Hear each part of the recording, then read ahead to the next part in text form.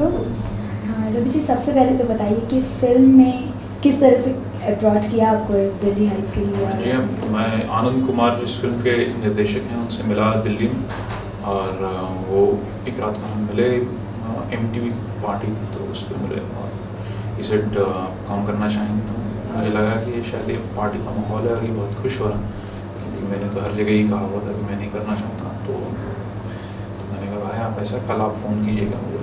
तो उसके बाद हम दोनों अगले दिन मिले, मालूम चला वो दिल्ली से हैं और फिल्म बनाना चाहते हैं। तो मैंने कहा भैया मैं तो नहीं करना चाहता। तो उन्होंने कहा नहीं, हम आप प्लीज़ एक बार प्रोड्यूसर से मिलिए। तो जब मिलने के बाद मालूम चला कि ये लोग राज़ी थे एक टोटल क्रिएटिव फ्रीडम देने के लिए। तो मैंने कहा, तो मैं सोचने पर मजबूर हो गया। इट्स एन आर्टिस्टिक चैलेंज और टोटल क्रिएटिव फ्रीडम है, तो मैंने कहा लेट मी ट्राई इट। तो क्या वजह है कि फ़िल्मों में आप नहीं करना चाहते थे म्यूज़िक? हाँ जी, देखिए मैं दिल्ली में पला बड़ा हूँ, मेरी कोई एस्पिरेशन नहीं थी फिल्म वर्ल्ड में आने की। मेरी एस्पिरेशन है एक इंडिपेंडेंट पॉप म्यूज़िक प्रोड्यूस करने की, और मुझे लगता है कि अभी मैंने अपना करियर शुरू किया तो मुझे इसी तरफ कॉन्सेंट्रेट करना चाहिए। तो जिस तरह से आपने कहा कि एक एल्बम, एक पहले आप एल्बम के लिए पॉप अपना म्यूज़िक जो, और अब आप फिल्म के लिए कर रहे हो, तो कितना अलग होता है एक एल्बम के लिए गाना बनाना, कंपोज करना, और एक फिल्म के लिए गाना कंपोज करना? थोड़ा अलग होता है। फिल्म के अंदर कहानी बॉस होती है, स्क्रिप्ट बॉस होती है। एल्बम के अंदर कलाकार खुद बॉस होता है। ऐसा कुछ नहीं कि फ्रीडम नहीं मिलता है अपने गाने की बोल डालने का, या फिर गाना बनाने का, म्यूज़िक बनाने का, ऐसा कुछ? नहीं, ये कोई कहता नहीं है आपको, और ये खुद ही करना पड़ता है। क्योंकि once I decide to put my name next to any product, and if I am writing it, और मैं लिख भी रहा हूँ और उसे उसका संगीत भी दे रहा हूँ, तो फिर ये मेरी जिम्मेदारी बनती है कि मैं कहानी के साथ, स्क्रिप्ट के साथ, किरदारों के साथ थोड़ा न्याय करूँ। जिस तरह से आपने इसमें गाने लिखे हैं, जो तेरे बिन सानू सोनिया जो आपने पहले गाया हुआ था, आपने एल्बम सॉन्ग था जो इस फिल्म में भी आ रहा है, तो आपके जो दोनों ज़्यादातर जो पंजाबी इसमें बोल रखे हुए हैं, इसकी कोई वजह, या फिर ऐसा कोई है कि हिंदी बोल में आप नहीं, या फिर इस फिल्म में भी कोई देखेगा जाएंगे हिंदी बोल के गाने? जी हाँ, इसके अंदर इसका एक गाना तो खैर अभी आ रहा है, इसका नाम है दिल्ली, वो हिंदी में है, और ये एल्बम आप देखेंगे ये ज़्यादा हिंदी में ही है।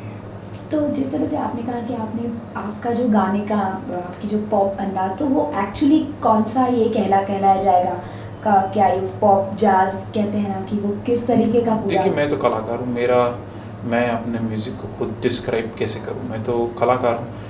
मेरे ख्याल से ये हमारी प्रेस का काम है, वो डिसाइड करें इसकी कैटेगरी क्या है। लेकिन फिर भी आपने आपको किस तरह से ढाला है? पॉप म्यूज़िक में आप बनाना ज़्यादा पसंद करते हो? कैसे म्यूज़िक आपको अच्छे लगते हैं और आप बनाना पसंद करोगे? देखिए मुझे जैसी म्यूज़िक अच्छी लगती है वो तो मैं बना ही रहा हूँ। मुझे जैसी अच्छी लगती है मैं एग्जैक्टली वैसे ही बना रहा हूँ। और अब ये क्या बना है और इसको क्या लेबल देना चाहिए और इसको लोग कैसे डिफ़ाइन करना चाहते हैं, आई थिंक वो या तो म्यूज़िक कंपनीज़ का काम है या म्यूज़िक प्रेस का काम है। तो जैसा उन्हें अच्छा लगे, मैं जो भी वो उसे नाम देना चाहें, मैं सराखों पे रखता हूँ।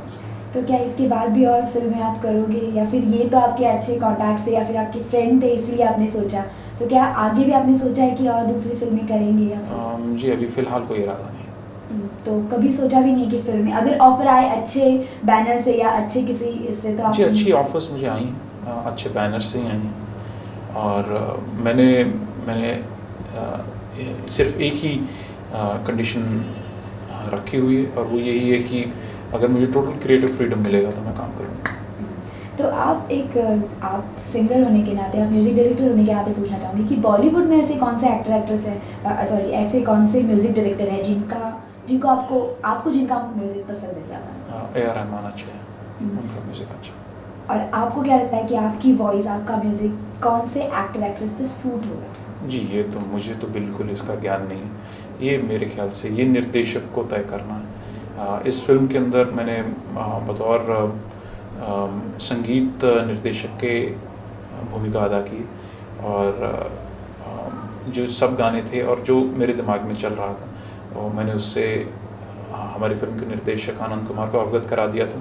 सब वॉइसेस हम दोनों ने मिल के तय की कि इस किरदार के लिए कौन सा अच्छा लगेगा। तो मेरे ख्याल से इसके अंदर कुछ ज़्यादा चॉइसेस थी नहीं, और कुछ ऐसा भी नहीं। अब हमारा म्यूज़िक, फिल्मों का म्यूज़िक जो है वो बदल गया। वो सिर्फ यही नहीं है कि उसको हर सारा म्यूज़िक सिर्फ लिप सिंक ही नहीं होता, उसको और भी सिचुएशंस में दिखाया जाता है। उसे प्रोमो के लिए कुछ अलग गाने बनते हैं जिसके अंदर कुछ भी लिप सिंक नहीं करना होता। तो अब म्यूज़िक की भूमिका बदल गई है। लिप सिंक वाले गाने इनका अनुपात बदल गया, काफ़ी कम हो गया। तो लेकिन फिर भी जैसे अमिताभ बच्चन पर किशोर कुमार का आवाज़ सूट होता है, वैसे तो शाहरुख खान पर इनका, तो ऐसे किस तरह का आपको लगता है कि आपका आवाज़ कौन से एक्टर पर सूट करेगा? जी नहीं, मैं तो प्लेबैक सिंगिंग करना ही नहीं चाहता हूँ, और कभी मैंने इस दिशा में कभी सोचा ही नहीं। अच्छा, अगर फिल्मों में आपने जैसे एल्बम बनाया, तो कब से बना, आपकी चॉइस बनी म्यूज़िक जाना है, ब्रेड बटर कब से आपका बना कि आपने सोचा आप इस पर वर्क करना है, म्यूज़िक डायरेक्टर बना है, फिर म्यूज़िक से रिलेटेड फिल्में आगे बढ़ी? 1995 के आसपास मैंने सोचा था इसे। कैसे, क्यों, क्या वजह थी? क्योंकि इसी की तरफ मेरा रुझान था, सहज रुझान था।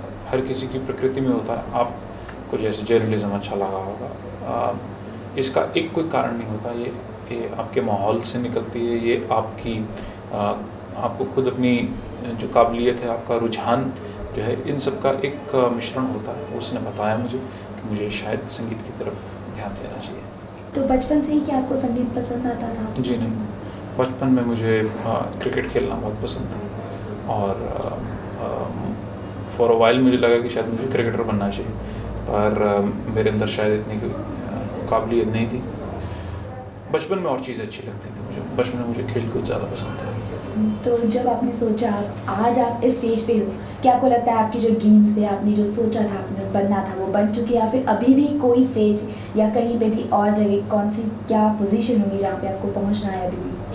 देखिए, ये जो सपने हैं और जो ड्रीम्स होते हैं, ये तो ख़त्म नहीं होता।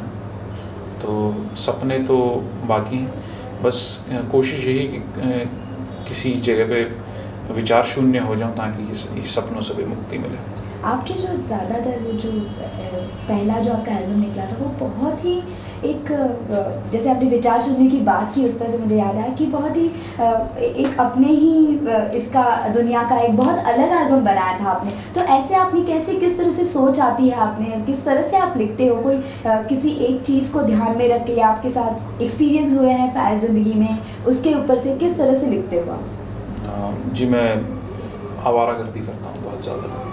तो मेरी यही, जो भी ऐसा म्यूज़िक करना चाहते हैं, मेरी उनसे यही गुजारिश है कि खूब आवारागर्दी करें दिल्ली की सड़कों पर या अपने शहरों की सड़कों पर। और ये सब चीज़ें एक बहुत मुक्त मन से आवारागर्दी करने से ही बनती हैं, और मैंने तो यही किया, इसी के कारण ये सब हुआ।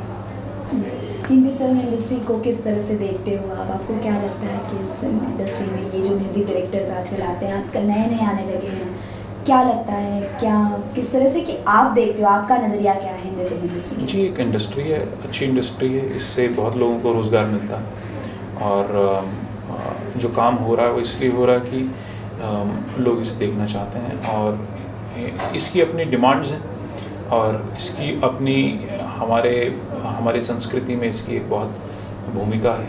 इसको करोड़ों लोग देखते हैं, लोगों को बहुत पसंद है। तो मुझे लगता है कि इसकी हमारे यहाँ जगह है, और मैं उसे मानता हूँ। आप जो फिल्म में जो गाने गाए हैं, थोड़े गुनगुना दीजिएगा अगर कैमरा के सामने। तेरे बिन सनम सोनिया। आपको सुनाता हूँ। इसके अंदर जो हमने गाना लिखा है, दिल्ली जागेगी रात भर और भागेगी, साथ पर कर डालेगी ये बेलगाम ख्यालों को, पूछेगी ये सवाल और मांगेगी ये हिसाब न सुनेगी तेरे जवाबों को। यहाँ है एक नदी और वहाँ है एक लाल किला, पर कहाँ है इस शहर का फलसफा। यहाँ आंसू और गीत और जवानी थी, मन तेरे नाम की आवारा थी रात, और सड़कें थी सब मेरे बाप की, और मैं था तू थी, और थी दिल्ली बस।